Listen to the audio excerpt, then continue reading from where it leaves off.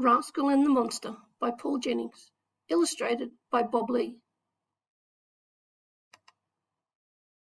All the dragons were going camping, but not poor Rascal. "Please let Rascal come," said Ben. "No," said Cherry. "He will get lost."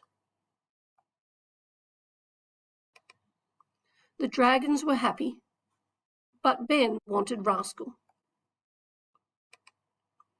"I wish Rascal was here," said Ben. "Rascal is too young," said Cherry. "He might get lost." Dad was asleep. Rascal was not asleep.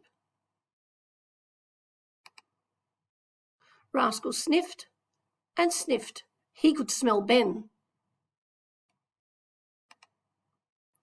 Ben was looking for firewood. It was dark in the forest.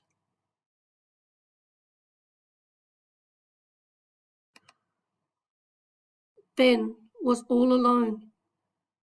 He was lost.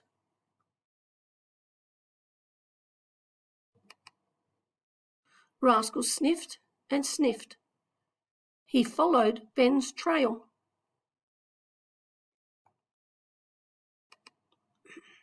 It was dark in the forest, and Rascal was all alone.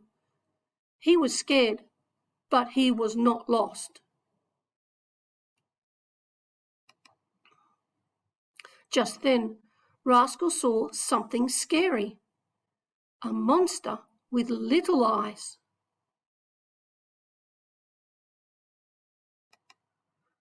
And Ben saw something scary. A monster with big eyes.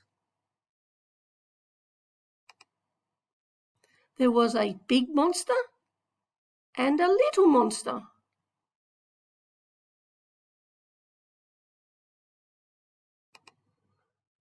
The monsters saw each other. They were not scary at all. "Look who found me," said Ben. "It's Rascal," said Cherry. "He followed your trail." "Rascal can stay now," said Dad, "in case someone gets lost."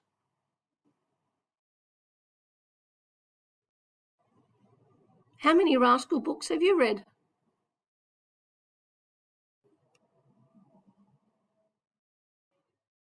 You can find Rascal books in your school library or public library, and also on Paul Jennings' official website.